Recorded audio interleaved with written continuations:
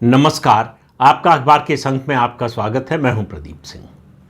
अब आपके सामने एक प्रश्न रखूं मैं, या एक मुद्दे का विकल्प रखूं कि क्या दोस्तों से पार्टियां यानी राजनीतिक दल बनते और चलते हैं? इसका जवाब मैं कांग्रेस तक सीमित रखना चाहता हूं। अगर आप राहुल गांधी के समर्थक हैं तो आपका जवाब होगा हाँ, और अगर आप कांग्रेस पार्टी के शुभचिंतक हैं तो इसका जवाब होगा नहीं। क्योंकि कांग्रेस जिस तरह से चल रही है, राहुल गांधी को लगता है कि अपने दोस्तों, अपने सलाहकारों और अपने जो उनके वफादार हैं उनके सहारे वो पार्टी चला सकते हैं, और पार्टी किस हालत में है आप देख सकते हैं। नीतियों के मामले पर, बल्कि नीतियां कहना गलत है, क्योंकि राहुल गांधी का नीति और सिद्धांत से मुझे लगता है कि कोई वास्ता नहीं है, उसकी उनको कोई समझ नहीं है और उसमें वो जाना भी नहीं चाहते। उनको मालूम है कि ये उनका विषय नहीं है, इसमें उनकी गति नहीं है। तो रणनीति कह सकते हैं, चुनावी रणनीति, चुनाव के लिए यानी चुनाव जीतने के लिए क्या होना चाहिए, क्या करना चाहिए। तो राहुल गांधी की स्थिति वो है, पिछले 22 साल की देखें तो जैसे बंदर एक डाल से दूसरी डाल पर कूदता है, वैसे ही राहुल गांधी एक मुद्दे से दूसरे मुद्दे पर कूदते हैं। तो एक तो मुद्दों की बात जिन पर वो कूदते रहते हैं, दूसरा किसी वर्ग को, किसी समाज को, किसी समुदाय को जोड़ने के मुद्दे पर। बिहार विधानसभा के चुनाव से पहले तक के आप उनके भाषण उठा के देखिए, सारे भाषण उठाकर देखिए, हर भाषण में आपको पिछड़ा वर्ग की बात सुनने को मिलेगी। बिहार का चुनाव हुआ, विधानसभा का नतीजा आया, राहुल गांधी भूल गए कि पिछड़ा वर्ग कोई शब्द उनके डिक्शनरी में था भी कभी। अब उत्तर प्रदेश का चुनाव आने वाला है तो उनको दलित याद आ रहे हैं, तो दलितों की बात करने लगे हैं। तो इस रास्ते पर उनको कोई ना कोई किसी रास्ते पर ले जाता है, वो खुद अपने से नहीं जाते किसी रास्ते पर। इस रास्ते पर उनको ले गया है आम आदमी पार्टी के पुराने नेता, जो आम आदमी पार्टी में रह चुके हैं, राजेंद्र पाल गौतम। राहुल गांधी को वो इतने पसंद आए कि उनको कांग्रेस का जो शेड्यूल कास्ट सेल है उसका अध्यक्ष बना दिया। वो उनकी दलित नीति निर्धारित कर रहे हैं, दलित राजनीति कैसे की जाती है बताने की कोशिश कर रहे हैं। तो अभी कांशीराम के जन्मदिन पर राहुल गांधी लखनऊ गए, एक कार्यक्रम किया, और उनका भाषण आप सुनिए तो मतलब आपको ज़रा भी अगर राजनीतिक समझ है, जिसको भी है, सामान्य समझ की बात कर रहा हूँ मैं, कोई राजनीति शास्त्र का प्रोफेसर होने यानी आपके लिए कोई विशेषज्ञ होने की ज़रूरत नहीं है, सामान्य समझ वाला व्यक्ति भी सुनकर हंसेगा। उन्होंने कहा नेहरू जी होते तो कांशीराम को मुख्यमंत्री बना देते। यही पता चलता है कि उनकी जानकारी का स्तर कितना सतही है और उनको तथ्यों से कोई मतलब नहीं है। उन्होंने ये बयान दिया और कांशीराम का संसद में, लोकसभा में दिया गया बयान पूरा सोशल मीडिया पर घूमने लगा, और वीडियो में है वो। ऐसा भी नहीं है कि लोकसभा की प्रोसीडिंग्स में लिखा हुआ था उसकी बात हो रही है, बोलते हुए दिखाई दे रहे हैं कांशीराम। वो संसद में खड़े होकर कह रहे हैं कि अटल जी ने मेरे सामने प्रस्ताव रखा था कि कांशीराम जी आप राष्ट्रपति बन जाइए, हम आपको राष्ट्रपति बनाना चाहते हैं, आपके नाम का कोई विरोध नहीं करेगा। तो उन्होंने जवाब दिया कि मैं राष्ट्रपति नहीं बन सकता, मैं जिस उद्देश्य को लेकर चल रहा हूँ, जिस नीति को लेकर चल रहा हूँ, जिस सिद्धांत को लेकर चल रहा हूँ, जहाँ मैं पहुँचना चाहता हूँ, वो मेरा काम सारा रुक जाएगा। तो सबको मालूम है कि कांशीराम एक मिशनरी व्यक्ति थे, एक मिशन को लेकर चल रहे थे। उनके लिए उनका मिशन केवल चुनाव जीतने का साध्य नहीं था, साधन मात्र था। लेकिन राहुल गांधी को ये सब बारीकी नहीं समझ में आएंगी। तो उन्होंने जो बात कही उसका मतलब सबसे ज़्यादा उस पर हंसी तो जो है, जो बहुजन समाज पार्टी के नेता हैं, कार्यकर्ता हैं और कांशीराम के फॉलोअर हैं, उन्होंने उसका मजाक उड़ाया होगा। जिस तरह की वो बात कर रहे हैं, इसका मतलब उनको कुछ समझ नहीं, उनको मालूम नहीं कांशीराम थे क्या, कांशीराम ने अपना जीवन किस बात में, किस उद्देश्य के लिए और किस सिद्धांत के लिए, किस मिशन के लिए लगाया। लेकिन राहुल गांधी तो राहुल गांधी है। अब आप देखिए कांग्रेस की हालत को ज़रा देखिए। अभी अभी राज्यसभा के चुनाव हुए हैं, 37 सीटों के लिए चुनाव हुए। हरियाणा, उड़ीसा, बिहार, 3 राज्यों में कांग्रेस के विधायकों ने अपनी पार्टी या गठबंधन के उम्मीदवार के खिलाफ वोट दिया। यानी अपनी ही पार्टी के निर्देश की अवहेलना की। अपनी पार्टी के निर्देश का मतलब है, इस समय पार्टी के निर्देश का मतलब केवल राहुल गांधी का निर्देश होता है। राहुल गांधी के निर्देश की अवहेलना की। क्या हुआ? पहले भी ऐसा हो चुका है, ऐसा नहीं कि पहली बार ऐसा हो रहा है, पहले भी ऐसा हो चुका है। राहुल गांधी अगर राजनीति के प्रति जरा भी गंभीर होते तो वो सोचते कि आखिर ऐसा क्या कारण है कि भारतीय जनता पार्टी एक के बाद एक जो है उसकी सरकारें लगातार आ रही हैं। उत्तर प्रदेश जैसा सबसे बड़ा राज्य है, वहाँ पहली बार कांग्रेस 47 से 77 के बीच में या 80 और 85 में आई थी 2 बार, उसके बाद कोई सरकार लगातार 2 बार नहीं आई है जो भारतीय जनता पार्टी ने करके दिखाया है। असम में तीसरी बार आने जा रही है। गोवा, त्रिपुरा, गुजरात तो रिकॉर्ड ही कायम कर दिया है, 95 से जो है लगातार जीत रही है, 30 साल हो गए। उसके अलावा मध्य प्रदेश में 2018 में एक बार सत्ता से बाहर हुई, 2003 में जब सत्ता में आई थी उसके बाद से। हरियाणा, जहां भाजपा कुछ थी नहीं, वहां लगातार तीसरी बार सरकार बनी है। महाराष्ट्र, जिस राज्य में भाजपा चौथे नंबर की पार्टी थी 2014 में नरेंद्र मोदी के आने से पहले, वहां तीसरी बार लगातार सरकार है। बीच में 2-2.5 साल जरूर धोखा देकर उद्धव ठाकरे मुख्यमंत्री बन गए थे। लेकिन आप भाजपा का रिकॉर्ड देखिए, चाहे आप त्रिपुरा की बात कीजिए, असम की बात कीजिए, अरुणाचल की बात कीजिए, या नए राज्य जो जुड़ रहे हैं, सबसे ताज़ा है उड़ीसा। बिहार को देखिए, नीतीश कुमार 2015 में लालू प्रसाद यादव के साथ चले गए, उसको छोड़ दीजिए अगर आप, तो लगातार 2005 से जेडीयू और बीजेपी की सरकार बन रही है। कांग्रेस पार्टी को देखिए, कहां दूसरी बार, कौन सा राज्य है जिसमें कांग्रेस पार्टी दूसरी बार सत्ता में आई है? आपको ऐसा कोई राज्य शायद ही खोजने से मिले, तो कोई तो कारण होगा।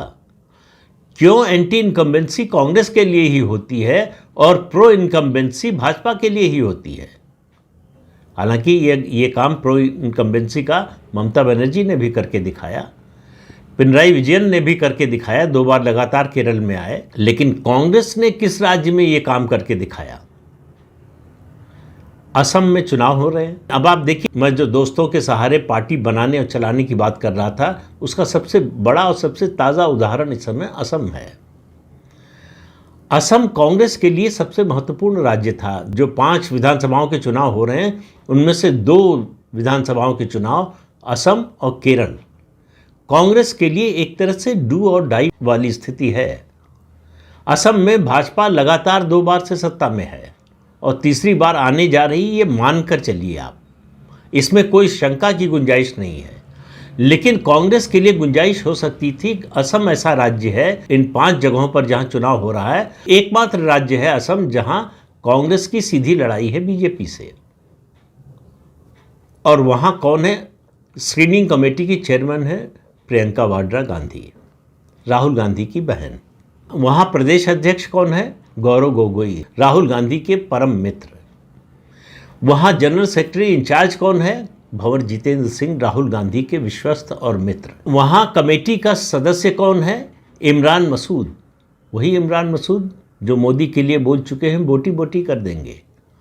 वो इस समय राहुल गांधी और प्रियंका वाड्रा गांधी दोनों के परम विश्वस्त है। वो एक विशेष परिस्थिति में अपना चुनाव जीत गए उत्तर प्रदेश से, और पार्टियां बदलने का उनका इतिहास रहा है।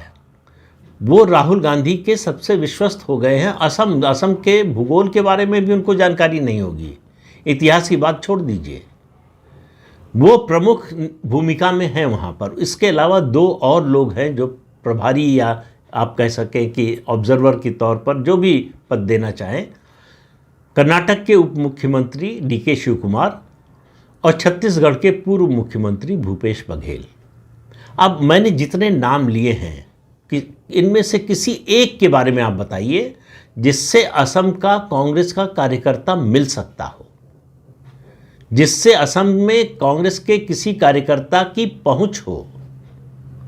एक भी नहीं। ऐसे लोग चुनाव लड़ा रहे हैं वहां पर असम में, जहां कांग्रेस पार्टी के लिए बहुत संभावना थी। 2 बार की सरकार की एंटी इनकम्बेंसी भी होती है, और असम में मुस्लिम पॉपुलेशन करीब करीब 35% है। हेमंत बिश्व शर्मा कहते हैं कि वो तो 2011 की जनगणना के मुताबिक है, अब 40% हो चुकी है। और मुसलमान इस समय जितना प्रिय राहुल गांधी को, कांग्रेस पार्टी को है, वो मुझे नहीं लगता कि जो है मक्का मदीना में भी मुसलमानों को इतना चाहने वाले होंगे। 57-58 मुस्लिम देश हैं, वो भी जो है आपस में लड़ रहे हैं इस समय। ईरान किस पर हमला कर रहा है? खाड़ी के देशों पर, सब मुस्लिम देश है। उसमें कोई हिंदू देश नहीं है, कोई ईसाई देश नहीं है, कोई यहूदी देश नहीं है। इजराइल में थोड़ा बहुत जरूर हमला कर पा रहा है ईरान, उसके अलावा जितना नुकसान आर्थिक रूप से वो कर रहा है वो सब खाड़ी के मुस्लिम देश हैं। ऐसे राज्य में जहां 40% आबादी मुसलमानों की है, जिनके पास कांग्रेस को वोट देने के अलावा कोई विकल्प ही नहीं है, वहां कांग्रेस पार्टी का यह हाल है। इसके बरक्स आप देखिए बीजेपी की क्या स्थिति है। महाराष्ट्र में तीसरी बार, हरियाणा में तीसरी बार, असम में तीसरी बार आने जा रही है। त्रिपुरा में 28 में चुनाव होगा तो वहाँ भी तीसरी बार आएगी, 2 बार आ चुकी है। गुजरात का मैंने बताया है, गुजरात का तो उदाहरण है। मध्य प्रदेश में 2003 से 18 से 20 का जो 2 साल का, 1.5-2 साल का समय है, उसको छोड़ दीजिए तो 2003 से लगातार सत्ता में है। राजस्थान में बदलाव होता रहता है 5-5 साल पर, और हुआ है।